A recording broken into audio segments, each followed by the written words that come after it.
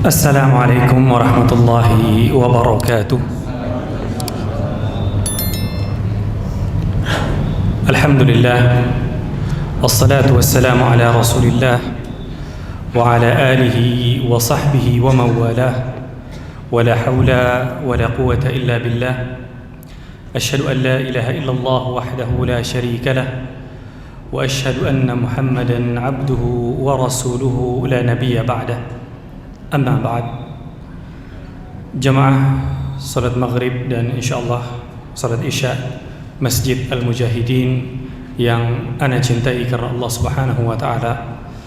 Alhamdulillah, di malam hari ini kita memuji Allah Subhanahu wa taala atas begitu banyak nikmatnya yang diberikan kepada kita. Ya, di antaranya adalah nikmat kegembiraan yang Allah Subhanahu wa taala berikan kepada orang-orang yang berpuasa, yang mana Allah Subhanahu wa taala sebagaimana disebutkan oleh Nabi sallallahu alaihi wasallam menjanjikan tidak hanya satu kegembiraan saja untuk orang yang berpuasa, yaitu pada saat dia berbuka, akan tetapi Allah Subhanahu wa taala juga menjanjikan kegembiraan yang berikutnya. Jadi kalau orang yang berbuka saja kegembiraannya bukan main. Orang yang tidak berpuasa ketika melihat orang yang berpuasa berbuka, dia akan iri. Ini orang makannya Masya Allah, nikmat sekali. Sehingga yang tidak berpuasa ketika melihat nikmatnya orang berbuka, bisa jadi dia akan iri, dia akan berkeinginan untuk ikut puasa juga. Maka ini yang pertama, jamaah dirahmati Allah. Dan berikutnya masih ada lagi janji kegembiraan yang kedua, yaitu kegembiraan pada saat dia bertemu dengan Tuhannya. Pada saat Allah Subhanahu wa taala memperlihatkan kepada dia balasan yang Allah Subhanahu wa taala berikan kepada orang-orang yang berpuasa, yang mana sebagaimana yang disabdakan oleh Nabi sallallahu alaihi wasallam, kalau amal-amal yang lain Allah Subhanahu wa taala tentukan pahalanya, akan tetapi mengenai puasa Allah Subhanahu wa taala mengatakan puasa itu untukku dan aku yang akan membalasnya. Allah Subhanahu wa taala tidak sebutkan, Allah Subhanahu wa taala simpan sebagai kejutan yang akan menggembirakan nanti di akhirat buat orang-orang yang berpuasa. Maka kita berdoa kepada Allah Subhanahu wa taala, semoga Allah Subhanahu wa taala menerima segala amal ibadah kita, menerima puasa kita, menerima salat kita dan amalan-amalan yang lain. Amin ya rabbal alamin. Dan di kesempatan malam hari ini, jemaah yang dirahmati Allah Subhanahu wa taala, sebagaimana kita ketahui bersama bahwa yang namanya manusia itu punya naluri untuk mencari panutan, mencari idola dalam profesi apa saja. Seorang pedagang, seorang pengusaha, dia akan berusaha mencari sosok bisnismen atau pengusaha yang dia bisa tiru. Seorang pengajar, seorang guru, dia juga akan berusaha mencari sosok panutan yang bisa dia ambil faedah darinya. Dan begitu kepada setiap profesi. Maka jamaah yang dirahmati Allah Subhanahu wa taala, akan tetapi seorang muslim, Allah Subhanahu wa taala telah memberikan kepada mereka satu panutan yang lengkap. Kalau tadi yang kita sebutkan yang dicari oleh orang-orang itu biasanya berbeda-beda orangnya. Kalau ingin mencari panutan dalam hal perdagangan, orangnya fulan, bukan yang lain. Tapi jika ingin mencari panutan dalam hal misalkan pendidikan, maka panutannya lain lagi, orang yang berbeda lagi, bukan panutan yang pertama. Maka jemaah yang dirahmati Allah Subhanahu wa taala, ternyata Allah Subhanahu wa taala sudah menyediakan bagi umat Islam ini panutan yang lengkap yang ada pada dirinya segala. Mau meniru apa, mau mencari apa. Kita hari ini lihat bagaimana banyak dari manusia hari ini berusaha misalkan menggali melalui bacaan-bacaan, melalui literasi-literasi misalkan tentang sosok seorang ayah yang penyayang kepada anak-anaknya misalnya. Maka jemaah dirahmati Allah Subhanahu wa taala, kita tidak akan dapati teladan yang lebih baik daripada Rasulullah SAW kepada anak-anaknya. Dan kadang-kadang sering juga ada orang-orang yang suka dengan cerita-cerita romantis misalkan. Suami dengan istrinya, istri dengan suaminya. Sehingga mungkin bahkan sebagian ada yang salah jalan, kemudian memilih bacaan-bacaan, novel-novel yang di dalamnya sebenarnya terdapat racun. Kita katakan racun karena di sana ada dakwah, ada ajakan kepada nilai-nilai yang bertentangan dengan Islam. Orangnya diracuni tanpa dia sadar. Padahal jamaah dirahmati Allah, lagi-lagi kita akan dapati ini pada diri Rasulullah SAW. Tidak ada yang lebih indah cerita cintanya. Adapun cerita-cerita yang mungkin didapat dari orang-orang non-Muslim, ya, maka disisipkan di situ hal-hal yang bertentangan dengan akhlak yang mulia. Ya. Adapun Islam jamaah dirahmati Allah diatur dengan begitu indah. Sehingga kita lihat ada di dalam suatu ayat di dalam Al-Quran yang menceritakan tentang hubungan suami istri dengan begitu santun dan sopan tanpa sedikit pun mengurangi nilai keindahannya. Seperti firman Allah Subhanahu wa taala, "Nisa'ukum harthul lakum fa'tu harthakum anna syi'tum." Istri-istri kalian adalah laksana ladang bagi kalian, maka datangilah ladang kalian sesuai dengan yang kalian inginkan. Indah sekali. Tidak ada sama sekali di sana, dia jelas tapi tidak mengurangi sama sekali nilai-nilai kesopanan dan kesantunan. Maka jamaah yang dirahmati Allah Subhanahu wa taala, ketika kita mengetahui hal ini dan ini sesuai dengan firman Allah Subhanahu wa taala, "Laqad kana lakum fi Rasulillahi uswatun hasanah." Dan sungguh telah ada bagi kalian, kata Allah Subhanahu wa taala, pada dirinya Nabi sallallahu alaihi wasallam itu suri tauladan yang baik. Allah puji nabinya. Ya. Maka jemaah dirahmati Allah Subhanahu wa taala, berangkat dari sini pada malam hari ini insyaallah kita akan berusaha bagaimana Nabi sallallahu alaihi wasallam dalam satu momen kehidupan beliau yang mana tidak henti-hentinya sampai hari ini para ulama berusaha menggali faedah yang tidak habis-habis dari sejarah kehidupannya Nabi SAW. Dan pada malam hari ini jamaah dirahmati Allah, yang menjadi topik kita adalah mengenai setelah terjadinya peperangan Hunain. Sedikit mengenai peperangan Hunain ini jamaah yang dirahmati Allah Subhanahu wa taala, bahwa pada saat peperangan Hunain kaum muslimin berangkat ke Hunain ini jumlah mereka adalah 12.000. Jadi kalau terjadinya perang Hunain ini setelah pembebasan kota Mekah. Pembebasan kota Mekah itu terjadinya pada bulan Ramadan. Adapun peperangan Hunain ini terjadi pada bulan Syawal. Ya. Kalau pada saat pembebasan kota Mekah pasukan kaum muslimin ada 10.000. Dan pada saat berangkat ke Hunain ada bertambah menjadi 12.000. Ada tambahan 2.000 jamaah dirahmati Allah. Siapa mereka? Adalah orang-orang yang baru masuk Islam dari kalangan penduduk Mekah. Ketika Mekah ditaklukkan oleh kaum muslimin, ya, sehingga akhirnya banyak dari mereka juga yang masuk Islam, kurang lebih 2.000 saat itu. Mereka ikut berperang ke Hunain. Dan di dalam perjalanan menuju Hunain, saat itu ada di antara orang-orang yang baru masuk Islam ini yang mengatakan kita nggak akan kalah kali ini, gitu. Melihat begitu banyak jumlah kaum muslimin, belum pernah sebelum itu kaum muslimin memiliki jumlah yang sebanyak itu, 12.000. Padahal kalau sebelumnya jamaah dirahmati Allah, dengan jumlah pasukan yang lebih sedikit mereka bisa mengalahkan musuh yang jumlahnya berkali-kali lipat dibandingkan mereka. Musuh yang jauh lebih banyak saja dengan pasukan yang sedikit mereka bisa kalahkan, logikanya. Apalagi dengan jumlah yang begitu banyak, 12.000. Maka ada sebagian di antara orang yang baru masuk Islam yang belum kokoh keimanannya ini mengucapkan kita nggak akan mungkin kalah hari ini. Maka Allah Subhanahu wa taala tegur mereka.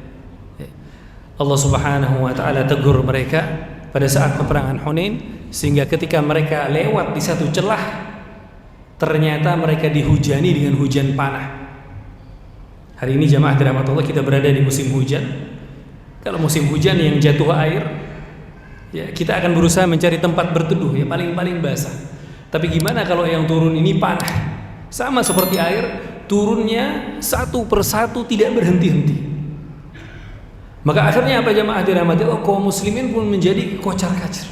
Banyak dari mereka yang akhirnya melarikan diri, kaget, tidak siap, tiba-tiba mendapatkan satu serangan yang begitu mengejutkan, ya akhirnya tercerai-berai. Jumlah yang 12.000 tadi tidak bertahan bersama Nabi SAW kecuali segelintir saja, sedikit saja yang bertahan bersama Nabi SAW.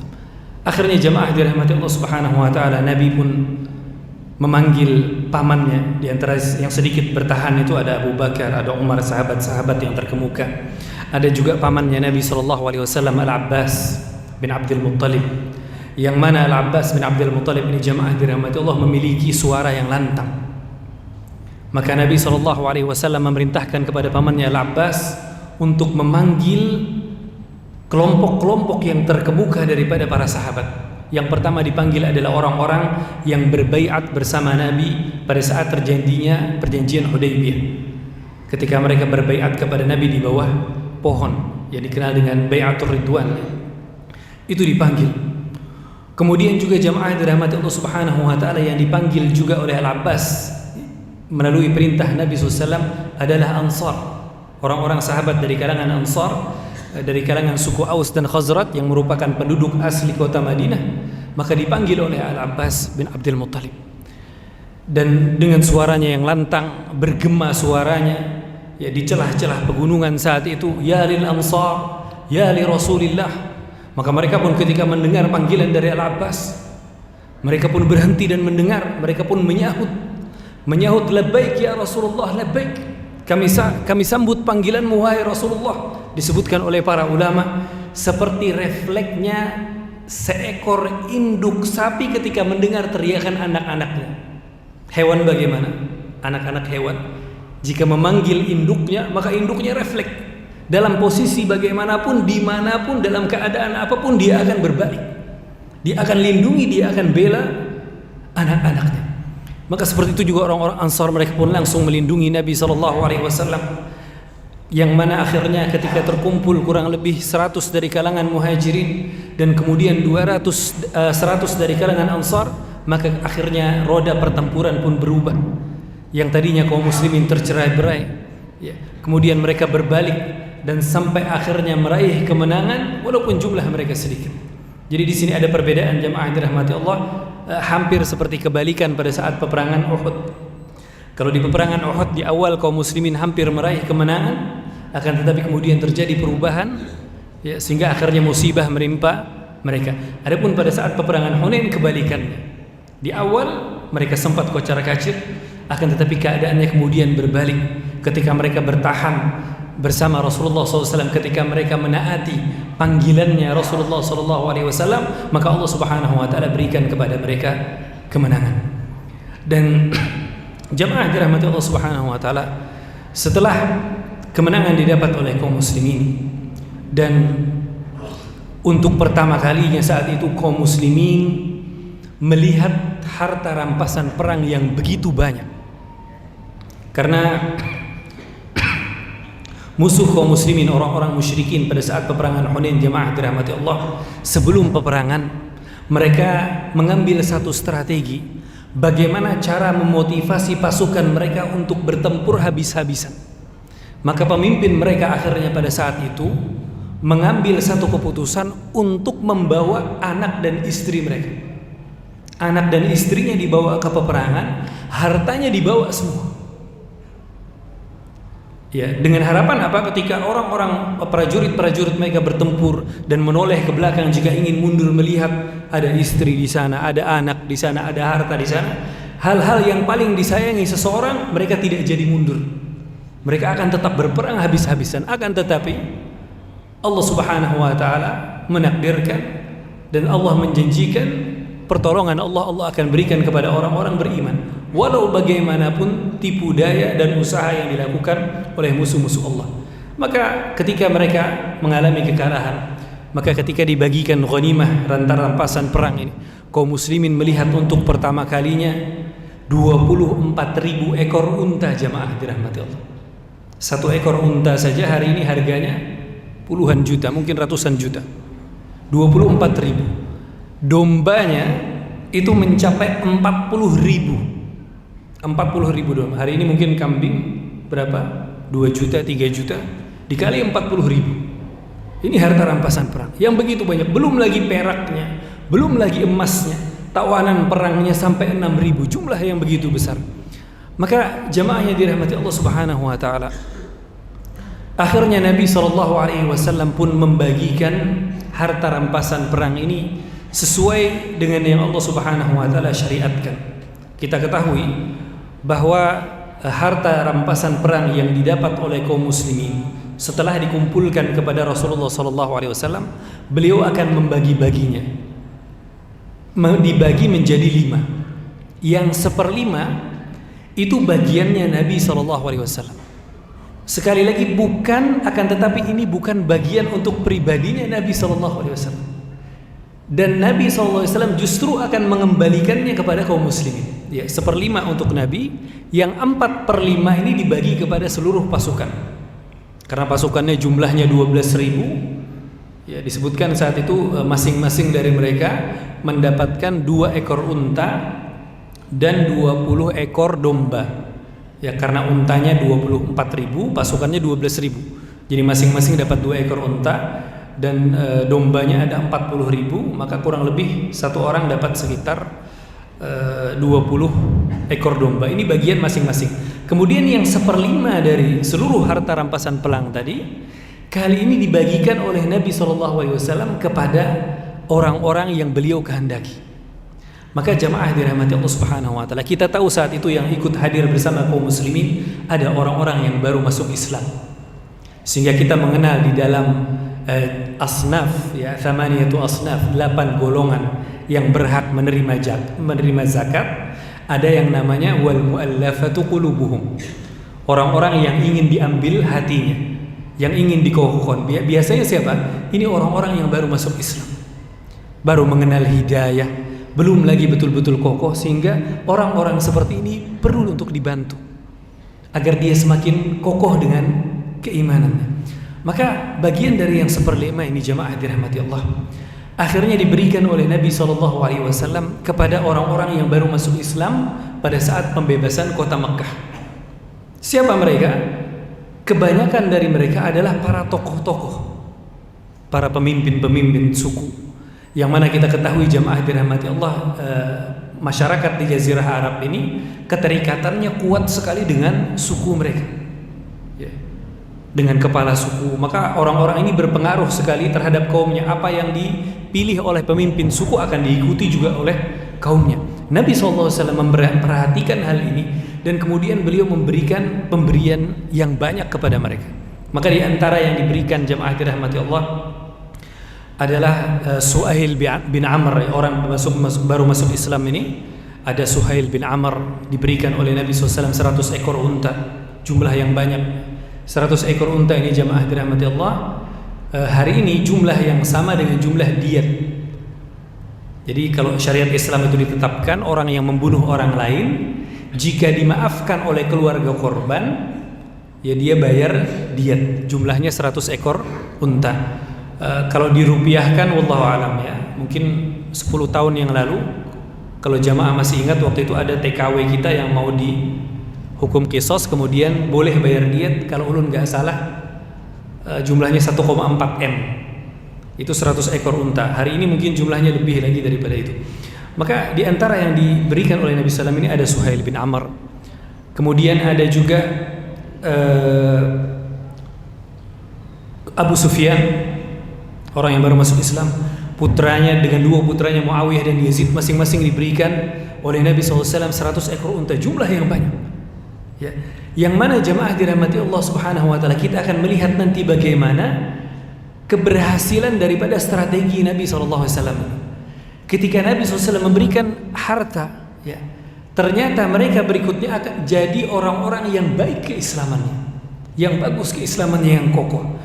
Hal ini bisa dilihat, bisa difahami oleh sebahagian sahabat, akan tetapi ada juga sebahagian sahabat yang belum bisa memahami. Dan di antara mereka jamaah dirahmati Allah yang belum bisa saat itu memahami keputusannya Nabi SAW ini adalah sebahagian sahabat dari kalangan Ansar. Yang mana jamaah dirahmati Allah, sebelum kita membicarakan hal ini, walaupun sebahagian dari sahabat Ansar belum bisa memahami keputusan Nabi SAW, akan tetapi kita terlebih dahulu kita sebutkan di sini keutamaannya para sahabat dari kalangan Ansar ini, jamaah yang dirahmati Allah. Yang pertama, jamaah dirahmati Allah Subhanahu wa taala, bahwa kalangan Ansar ini adalah orang yang banyak sekali pengorbanannya terhadap Islam dan kaum muslimin. Banyak sekali. Di antaranya apa, jamaah dirahmati Allah? Sebelum Nabi hijrah ke Madinah, ya, pada saat perjanjian Bai'atul Aqabah, setahun sebelum Nabi hijrah, mereka sudah mengatakan, ya Rasul, kami ini selama ini punya perjanjian dengan tetangga kami di Madinah, yaitu siapa? Orang-orang Yahudi. Karena orang Yahudi tinggal untuk waktu yang lama bersama orang-orang Ansar di Madinah, tetangga mereka, ya, mereka punya hubungan baik selama ini. Maka orang Ansar mengatakan, ketika engkau akan pindah ke Madinah ya Rasul, sesuai dengan yang kami janjikan, kami siap membela engkau, kami siap mendukung engkau, dan kami akan korbankan ini perjanjian kami dengan orang Yahudi. Bayangkan jamaah dirahmati, orang yang tetangga yang lama, yang lawas selama ini bersama-sama, mereka korbankan demi untuk menyambut Rasulullah sallallahu alaihi wasallam. Dan itu tidak mudah jamaah dirahmati. Pian saja hari ini kita saja, ya, kalau disuruh mengorbankan tetangga lama demi tetangga baru, hal yang berat. Karena belum tentu juga tetangga yang baru datang ini lebih baik daripada tetangga yang lama. Kita belum tahu, belum kejadian. Akan tetapi kaum Ansar mereka korbankan perjanjian mereka. Ini pertama. Kemudian belum lagi jemaah dirahmati Allah, pengorbanannya orang Ansar untuk Nabi SAW, pengorbanan adat istiadat mereka. Di antaranya apa? Ketika Nabi SAW sampai ke Madinah, Nabi SAW dapati saat itu orang Ansar bergembira dengan satu hari raya. Beliau bertanya, ini ada apa? Kata orang Ansar, ini hari raya kami, sudah sejak dahulu ya, kata mereka, kami merayakan hari raya ini. Maka kata Nabi SAW, Allah Subhanahu wa taala telah menggantikan untuk kalian yang lebih baik daripada hari raya kalian, yaitu Allah gantikan dengan Idul Fitri dan Idul Adha. Mereka tidak protes. Tidak protes sama sekali, ya Rasul engkau baru datang ke sini, kami sudah lama, kami tuan rumah. Mereka tidak bilang begitu. Mereka bilang sami'na wa ata'na. Mereka dengar dan mereka taati. Nabi SAW tidak protes. Belum lagi jemaah dirahmati Allah Subhanahu wa taala, pengorbanannya orang-orang Ansar terhadap kepada Nabi SAW melalui harta mereka pada saat hijrah. Yang mungkin ini jemaah dirahmati Allah, banyak dari kita yang mungkin salah mengira keadaannya orang Ansar pada saat hijrah. Mungkin banyak dari kita mengira pada saat tidak hanya Nabi SAW, tapi juga para sahabat kalangan muhajirin, yang mana mereka ketika hijrah ke Mekah tidak bawa apa-apa. Mereka hanya bawa sedikit sekali.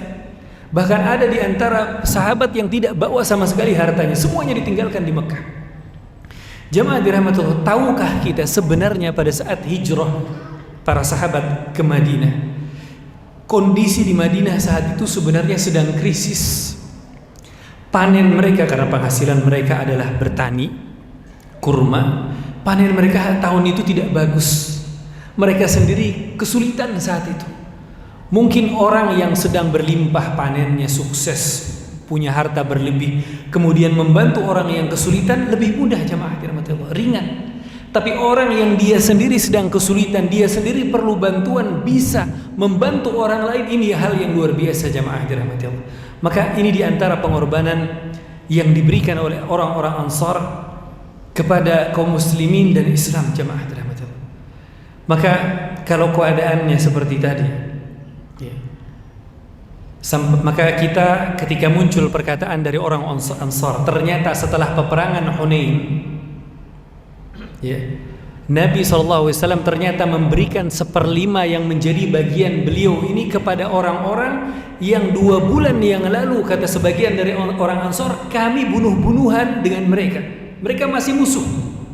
2 bulan yang lalu orang-orang yang Nabi SAW berikan beratus-ratus ekor unta kepada mereka ini, 2 bulan yang lalu musuh.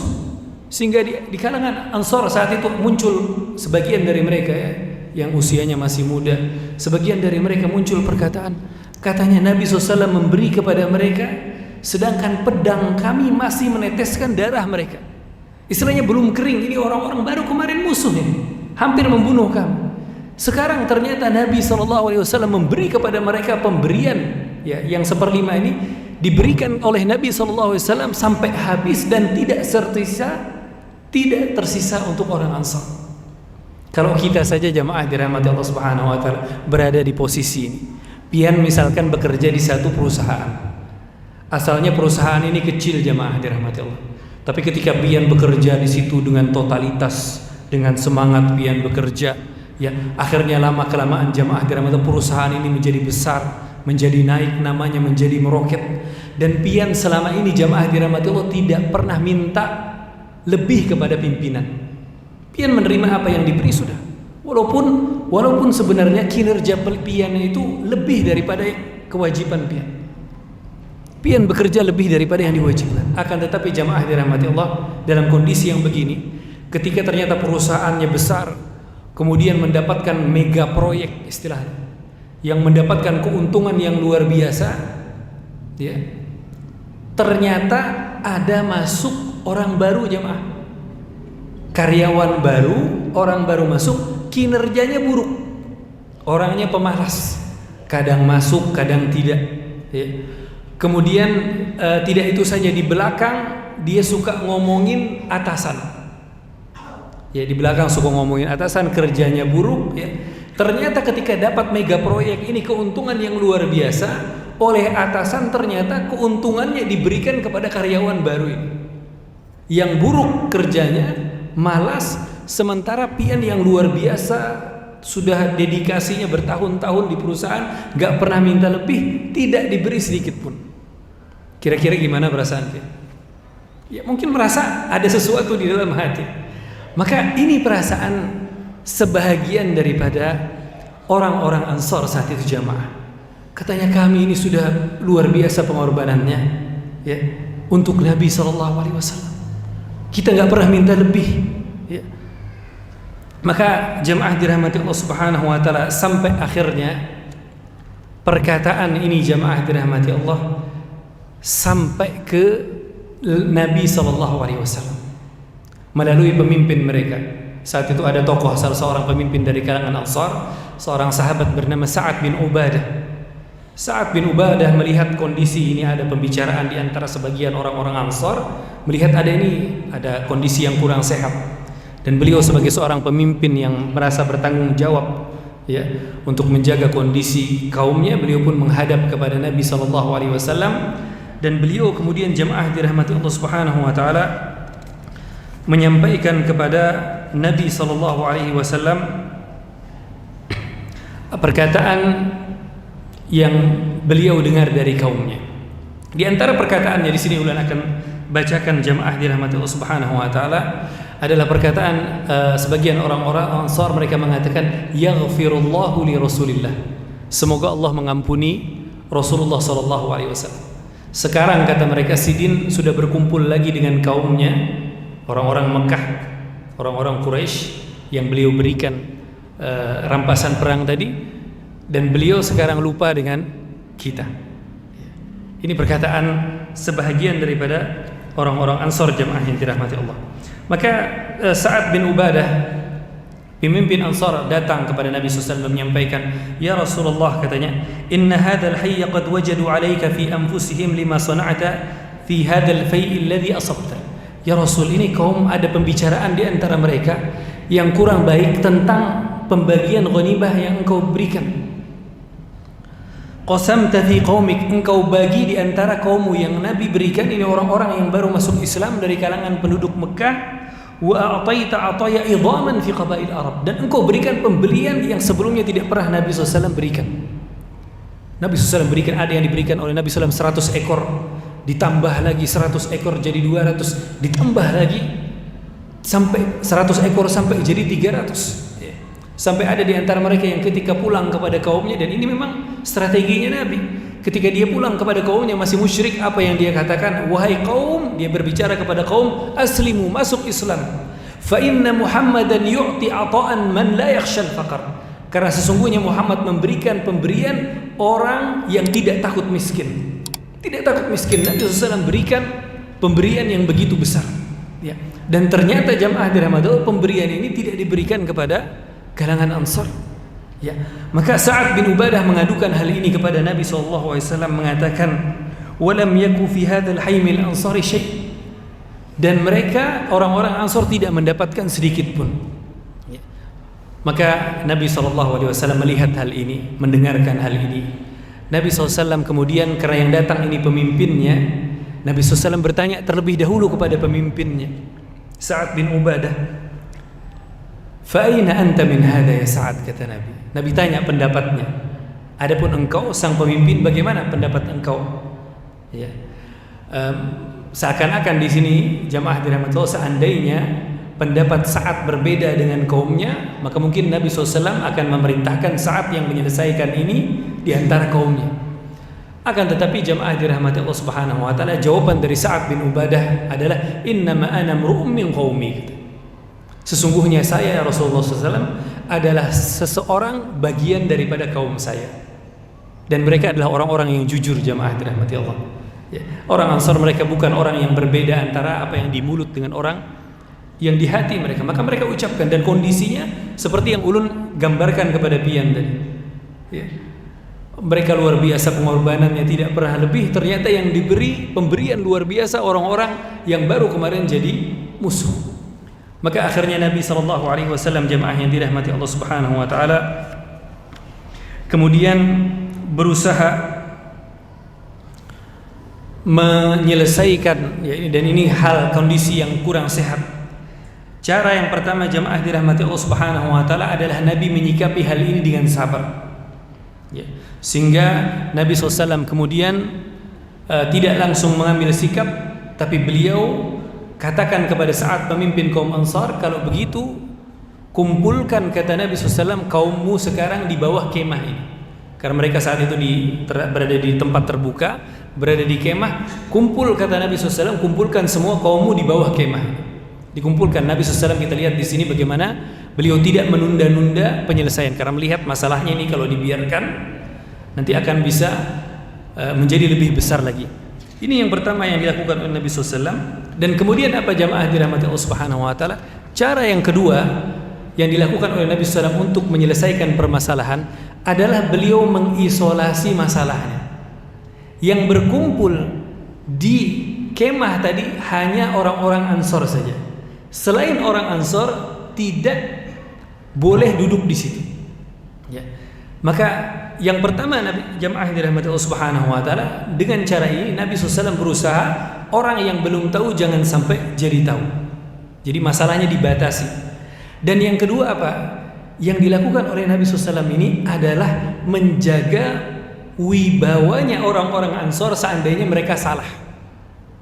Kita lihat bagaimana Nabi SAW tidak mengumpulkan semuanya, karena kalau dikumpulkan semuanya dan ternyata orang Ansornya salah, kasihan mereka, malu mereka di hadapan orang lain. Maka Nabi berusaha untuk menjaga wibawa mereka. Ini cara yang kedua yang ditempuh oleh Nabi SAW, sehingga disebutkan saat itu ketika beliau masuk sallallahu alaihi wasallam ke dalam kemah tersebut, yang mana jamaah dirahmati Allah Subhanahu wa taala, ini juga merupakan cara yang jitu yang dilakukan oleh Nabi SAW ketika beliau berhadapan langsung dengan bawahannya, dengan rakyatnya. Beliau tidak tugaskan perantara. Karena kadang-kadang jamaah dirahmati Allah, ada hal-hal yang ketika disampaikan melalui perantara, si perantara ini punya keterbatasan, dia tidak mampu menyampaikan seperti yang diinginkan oleh pimpinan. Akhirnya yang terjadi adalah miskomunikasi. Maka Nabi SAW, cara yang beliau lakukan adalah bertemu berhadapan langsung dengan orang-orang Ansar. Beliau temui mereka secara langsung. Maka inilah yang dilakukan oleh Nabi SAW. Dan ketika beliau masuk ke dalam kemah, beliau tanya sekali lagi, ya, sudah berkumpul di sini semua orang-orang Ansar? Sudah. Apakah ada di sini orang selain Ansar? Nabi SAW cek terlebih dahulu. Mereka jawab tidak ada, kecuali satu orang ya Rasul. Satu orang ini illa ibnu ukhtin lana, kata mereka. Ini anak daripada saudari kami. Maksudnya apa? Satu orang ini ibunya dari kalangan Ansar, ayahnya bukan dari Ansar. Ya, karena kita tahu nasab itu biasanya mengikut kepada ayah. Maka mereka jujur menjawab. Kata Nabi SAW, kemudian beliau menjawab, innama ibnu ukhtil qaumi minhum. Sesungguhnya anak dari saudara kalian termasuk bagian dari kalian. Maka akhirnya jamaah dirahmati Allah Subhanahu wa taala, Nabi SAW pun memulai berdialog ya dengan orang-orang Ansar ya. Dan yang dikatakan oleh Nabi SAW pertama kali jamaah dirahmati Allah, beliau mengatakan, ya ma'syaral ansar, ya, alam ajidkum dhullalan fahadakumullahu bih. Nabi SAW mengingatkan kepada orang Ansar pertama nikmat yang Allah berikan kepada kalian, kepada mereka. Bukankah kalian dahulu, kata Nabi SAW, orang-orang yang tersesat?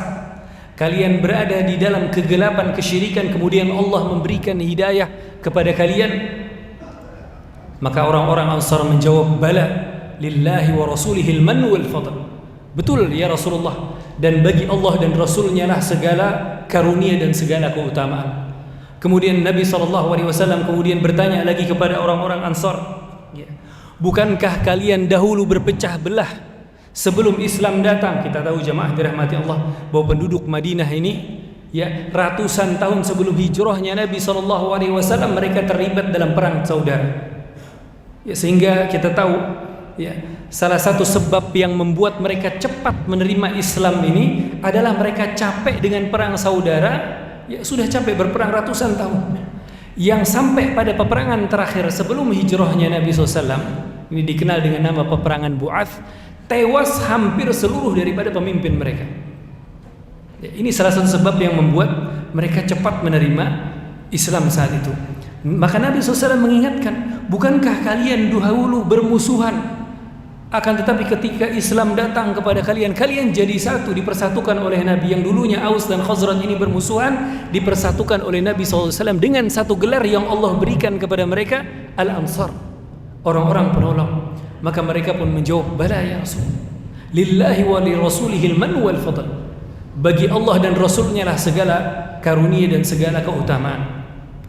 Kemudian Nabi SAW mengingatkan, bukankah kalian dahulu, kata Nabi SAW, orang-orang yang fakir, orang-orang yang kesulitan ekonomi, kemudian Allah jadikan kalian kaya melalui harta-harta rampasan perang yang mereka dapat pada peperangan dan melalui keberkahan yang Allah berikan kepada kaum muslimin. Maka mereka lagi-lagi menjawab, bala, betul ya Rasul, lillahi wa li rasulihil man wal fadl. Bagi Allah dan Rasulnya lah segala karunia dan segala keutamaan. Kemudian jemaah dirahmati Allah Subhanahu wa taala, Nabi SAW di sini beliau mengingatkan mereka nikmat yang begitu besar yang mereka sedang berada di dalamnya. Nabi sekarang mengingatkan kepada mereka, kalian sebenarnya berada di dalam kenikmatan yang lebih besar daripada harta. Kalian memiliki iman, kalian memiliki Islam. Ya, Nabi ingatkan kepada mereka. Dan jemaah dirahmati Allah Subhanahu wa taala, dan setelah Nabi SAW menyebutkan ya, jasa-jasa beliau kepada mereka ya, sebagaimana kebiasaan orang Arab saat itu, mereka jika selesai menyebutkan jasa mereka kepada lawan bicaranya, orang yang ada di hadapannya, mereka akan berdiam, memberikan waktu kepada lawan bicaranya untuk menyebutkan jasa-jasa lawan bicaranya kepada dirinya, untuk menyahut, membalas. Maka Nabi SAW berdiam. Dan ternyata apa jamaah dirahmati Allah, orang Ansar walaupun kebiasaan mereka tidak menjawab sama sekali ucapannya Nabi SAW. Kita lihat di sini bagaimana adabnya orang-orang Ansar, ya. Bagaimana kebaikan orang-orang Ansar, mereka tidak sanggup untuk menjawab Nabi SAW. Akan tetapi jamaah dirahmati Allah, Nabi SAW seorang pemimpin yang bijak, seorang pemimpin yang cerdas. Beliau tahu ada sesuatu di dalam hati-hati orang Ansar, maka beliau berusaha mengeluarkan apa yang ada yang mereka terlalu malu untuk mengatakannya. Ya, sesuatu yang di dalam hati mereka yang mereka tidak sanggup. Maka Nabi SAW kemudian mengatakan, ala tujibuni ayuhal Ansar. Kenapa kalian tidak menjawab aku wahai orang Ansar, kata Nabi SAW. Maka mereka pun menjawab, bimada nujibuka ya Rasul.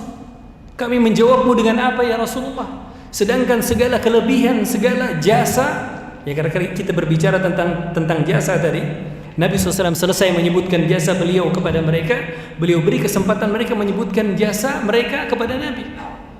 Akan tetapi ternyata mereka tidak menyebutkan. Kenapa? Kata mereka karena semua karunia dan semua kelebihan itu kembali kepada Allah dan Rasulnya. Maka Nabi SAW kemudian mengatakan, Ama wallah, kata Nabi SAW, demi Allah, seandainya kalian ingin, kalian mau, hai orang Ansar, kalian ucapkan, maka niscaya kalian benar dan orang lain akan membenarkan kalian. Ngomong, kata Nabi, jawab saya. Kata Nabi SAW, seandainya kalian bilang, ya Rasul, bukankah pian dahulu datang diusir orang, kemudian kami tampung pian? Tidak akan ada yang mendustakan orang Ansar bujur. Bukankah ya Rasul, pian dahulu datang dimusuhi orang, kemudian kami bela pian sampai pian menang? Maka tidak ada yang akan mendustakan bujur. Bukankah ya Rasul dahulu pian fakir, kemudian kami santuni pian, kami dukung pelian? Maka jamaah dirahmati Allah Subhanahu wa taala, Nabi SAW di sini kita lihat mengeluarkan apa yang ada di hati orang Ansar yang mereka terlalu malu untuk mengatakannya di hadapan Nabi SAW. Maka akhirnya apa jamaah dirahmati Allah Subhanahu wa taala? Tidak itu saja. Setelah Nabi SAW menyebutkan jasa, kata Nabi SAW, seandainya kalian sebutkan ini, tidak ada yang bisa mendustakan. Ini bujur, berataan ini bukan nikam. Maka jamaah dirahmati Allah Subhanahu wa taala, kemudian Nabi SAW melanjutkan, awajadtum fi anfusikum ya ma'syaral ansar, apakah kalian dapati di dalam hati-hati kalian, wahai orang Ansar, hanya karena harta dunia yang aku berikan itu kepada orang-orang yang baru masuk Islam agar kokoh keislamannya? Nabi SAW sekarang jelaskan kepada mereka alasan kenapa beliau memberikan harta rampasan tadi, yang akhirnya membuat orang Ansar merasa kurang nyaman hatinya. Adapun kalian, kata Nabi SAW, aku sudah tenang dengan keislaman kalian. Kalian orang-orang yang sudah teruji, sudah terbukti Nabi SAW memuji mereka, tidak perlu dengan harta lagi. Ya, adapun orang-orang yang lemah itu yang perlu harta untuk mengokohkan keislamannya. Orang yang kuat tidak perlu. Dan ini pujian yang Nabi SAW berikan kepada orang Ansar. Kemudian tidak itu saja jamaah dirahmati Allah Subhanahu wa taala. Bahkan Nabi SAW melanjutkan mengatakan, apakah kalian ridha, wahai orang-orang Ansar, orang-orang tadi pulang membawa kambing, membawa domba, sedangkan kalian pulang membawa Rasulullah SAW bersama kalian? Maka jamaah dirahmati Allah Subhanahu wa taala, kemudian tidak sampai di situ saja. Kembali Nabi SAW memuji Ansar. Demi Allah, kata Nabi SAW, demi zat yang jiwa Muhammad berada di tangannya, seandainya kalau bukan karena hijrah, aku adalah seorang dari Ansar. Seandainya manusia memilih satu jalan dan orang Ansar memilih jalan yang lain, aku akan pilih jalannya orang Ansar, kata Nabi SAW. Tidak itu saja jamaah, Nabi SAW kemudian mendoakan, Allahumma rahamil Ansar, ya Allah rahmati orang-orang Ansar, wa abna'il Ansar, dan anak-anaknya orang Ansar didoakan oleh Nabi SAW, wa abna'il Ansar, dan cucunya orang Ansar juga didoakan oleh Nabi SAW. Maka akhirnya apa jamaah dirahmati Allah? Melihat, mendengar jawaban daripada Nabi SAW, orang-orang Ansar yang berkumpul tadi kemudian mereka menangis, jamaah dirahmati Allah, menangis bercucuran air mata mereka sampai membasahi jenggot mereka, dan kemudian mereka di akhir menjawab, radina bi Rasulillahi qasaman wa hadza, kami ridha Rasulullah SAW sebagai bagian kami. Ya, maka ini jamaah dirahmati Allah Subhanahu wa taala. Kita lihat di sini bagaimana Nabi SAW ya mengobati satu momen ya bersama para sahabat ya, ketika muncul hal-hal yang ya kurang sehat, Nabi SAW betul-betul, dan ini banyak pelajaran yang bisa dapat kita gali daripada kejadian seperti ini. Nah, jamaah dirahmatullah, ya mungkin waktunya sudah habis sampai di sini. Insyaallah kita tutup kajian kita. Ulun mohon maaf atas segala kesalahan dan juga mohon maaf atas kalau kelamaan waktunya, dan kita tutup dengan doa kafaratul majlis. Subhanakallahumma wa bihamdika asyhadu an la ilaha illa anta astaghfiruka wa atubu ilaik. Wa sallallahu wasallam ala nabiyyina Muhammad. Wassalamu alaikum warahmatullahi wabarakatuh.